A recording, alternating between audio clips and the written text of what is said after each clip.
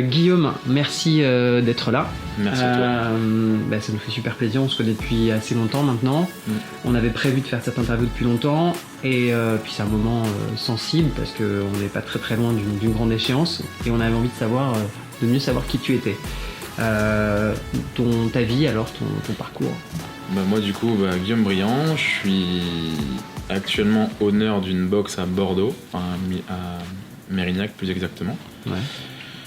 J'ai 26 ans, bientôt 27 ans. À la base, je suis breton. Donc, en fait, pour résumer un petit peu mon parcours, j'ai grandi en Bretagne, à Concarneau, à côté entre Quimper et Lorient. Un petit truc un peu précis. J'ai vécu jusqu'à mes 18 ans. Après 18 ans, je suis rentré au bataillon des marins-pompiers de Marseille, où j'ai passé 6 ans. Donc, j'ai fait 6 années de marins-pompiers de Marseille là-bas. Ouais. Et du coup, voilà, je suis rentré au bataillon, j'ai tout arrêté, j'ai fait un petit peu de muscu. Du coup, c'était un peu la suite logique, natation, t'es pompier, tu fais du développé couché, des tractions, etc. Et t'oublies que t'as des jambes. Donc du coup, voilà, donc j'ai pas squatté pendant toutes ces années-là. Ça m'a un peu comment on fait du mal après avec le crossfit. Donc du coup, voilà, et j'ai découvert le crossfit du coup en étant au bataillon. Tu découvres le CrossFit qui est typiquement un sport hyper transverse avec plein de skills, d'aptitudes. Je vais essayer de parler français. Qu'est-ce qui fait que quand tu te mets au CrossFit, tout d'un coup tu te dis tiens, il y a un déclic, je suis peut-être meilleur que je pouvais l'imaginer.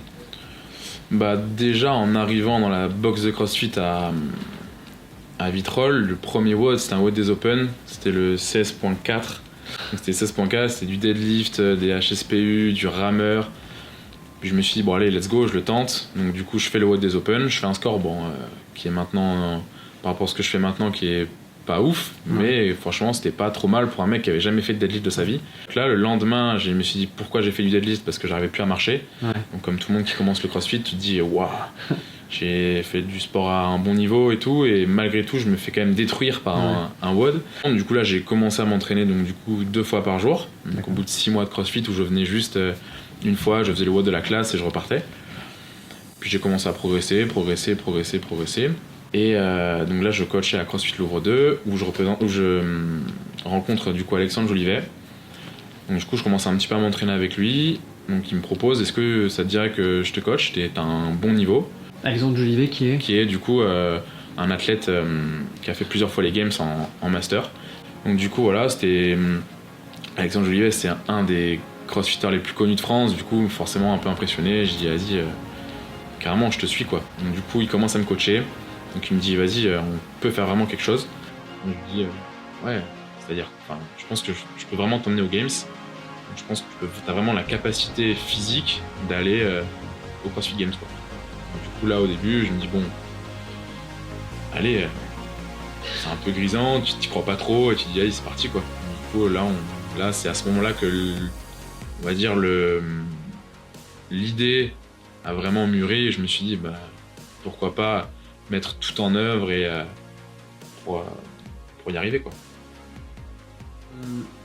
Bon Guillaume, ça va faire 1 an là maintenant qu'on est depuis le 22 mars 2020, qu'on est plus ou moins toujours entre confinement et couvre-feu, qu'il y a eu des tonnes de bouleversements, y compris et peut-être même particulièrement pour les sportifs comme toi. Concrètement, qu'est-ce que ça a changé pour toi et comment tu l'as vécu?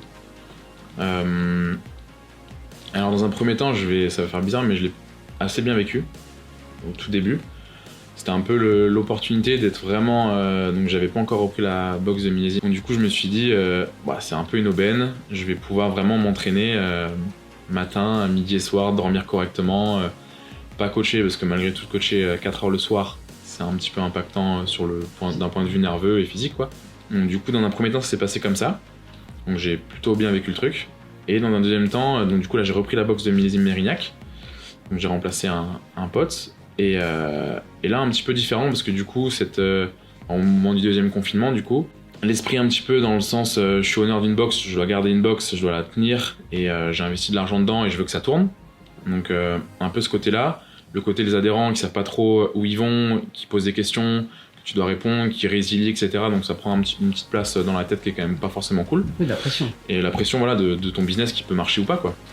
Ça, c'était d'un point de vue vraiment perso sur la partie, on va dire, travail. Et après, pour la partie vraiment athlète, moi je m'étais qualifié l'année dernière pour une compétition qui s'appelle les Asia CrossFit Championship, qui était potentiellement qualifiable pour les CrossFit Games, qui a été annulée. Je m'étais qualifié premier, c'était un peu la solution pour aller aux Games sans passer par les Open, etc. Ouais. Donc elle a été annulée, donc du coup ça a encore repoussé l'échéance de est-ce que je vais pouvoir y aller ou pas, quoi. Est-ce que justement vis-à-vis de ce qui venait de se passer et quelque part de la chance dont on venait de te priver, t'as été tenté à un moment donné, t'as eu envie de laisser tomber? Non, pas du tout. En fait, ça fait vraiment partie de mon quotidien, l'entraînement, et je pense qu'à ça. Donc du coup, je me suis juste dit, bon bah voilà, ça va juste reculer un petit peu. Potentiellement, ça me laisse juste plus de temps pour me préparer, et voilà. Justement, on regarde tout ça, les gens ne savent peut-être pas, et c'est vrai que c'est pas un sport comme les autres, parce que c'est un sport qui est approprié par des marques, donc c'est pas un sport de fédération, il n'y a pas de fédération internationale de CrossFit, c'est essentiellement lié à CrossFit, à la licence CrossFit internationale, et indirectement à Reebok jusqu'à un certain point, mais plus maintenant ils se sont séparés, voilà, c'est ça. Mais après de longues années de partenariat, mais il y a d'autres grandes marques qui lorgnent justement sur la licence CrossFit. Donc c'est un sport un peu spécial dans ce sens-là. Est-ce que ces instances-là, elles ont pris soin de vous dans cette phase compliquée? Est-ce qu'on t'a informé, on t'a dit comment ça allait se passer par exemple pour cette année? Alors justement, c'est un peu ce qu'on peut reprocher à CrossFit dans son ensemble, c'est qu'en fait on n'a aucune visibilité, tout est un peu lâché au compte-gouttes. C'est un peu vraiment Dave Castro qui dit, enfin pour les CrossFit Games en tout cas, ok, bon bah ça va se passer comme ça, et ça vient de nulle part. Ouais. Donc t'es pas forcément préparé, t'attends ça avec impatience, mais tu sais pas forcément comment ça va se passer. C'est un petit peu bizarre comme méthode de fonctionnement, mais c'est vrai qu'on n'a pas été trop accompagné, que même au niveau des box, les box de CrossFit n'ont pas été vraiment accompagnés par la marque CrossFit dans le développement et dans le confinement, quoi. De façon générale, toi en tant que crossfitter, parfois est-ce que tu ressens comme difficile le fait justement d'être un peu seul, de pas avoir une fédération pour te soutenir, pour pas avoir davantage de cadres? Mais en fait, on se bat sans vraiment savoir entre guillemets contre qui, parce qu'il y a plein de petites compétitions de CrossFit en France ou même à l'étranger. On peut s'inscrire. Je dis bon bah demain je m'inscris au West Coast Throwdown. Je peux la faire, je vais être contre des mecs qui sont potentiellement contre moi aux Open et qui ont potentiellement envie d'aller au CrossFit Games aussi.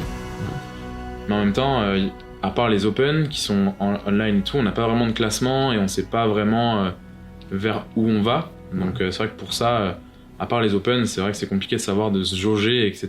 par rapport à CrossFit, ouais, c'est sûr. I would say that no matter what you do, if you want to be the best, you have to struggle, you have to work hard, and you have to work harder than anyone else.